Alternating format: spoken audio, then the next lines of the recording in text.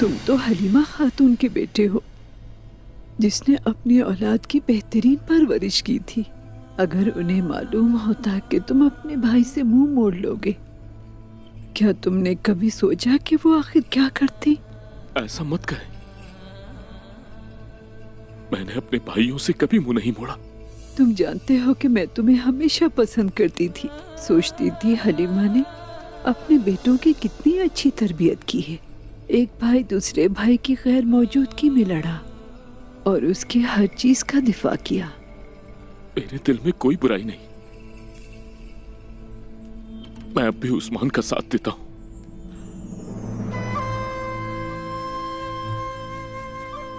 दिल में झांक के देखो, क्या तुमने वाकई उसका साथ दिया?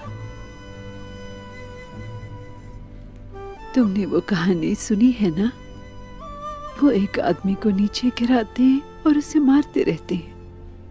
उन्होंने मारा तो आदमी के सीने पर, हाँ, मगर वो आदमी तो अपनी पीठ को लेकर रोता रहता है। आखिरकार वो रुक गए और उससे पूछा, हम तो तुम्हारे सीने पे मारते हैं, तो तुम अपनी पीठ के लिए क्यों रो रहे हो, ये बताओ जरा। जानते हो वो क्या कहता है? अगर किसी ने मेरी पीठ का दिफा किया होता तो तुम मेरे सीने पर कभी नहीं मार सकते। भाई हमेशा एक दूसरे की पुश्त पनाही करते हैं। अपना ओहदा संभालो जाकर। चलो जाओ।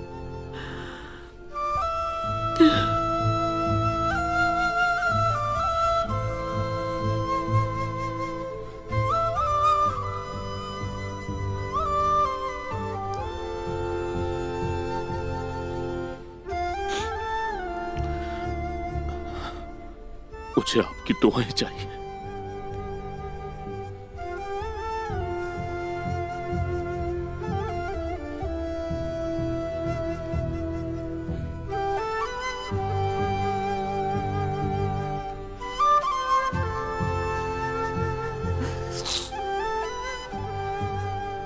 मैं तुम्हारी शक्ल नहीं देखना चाहती, जाओ यहां से।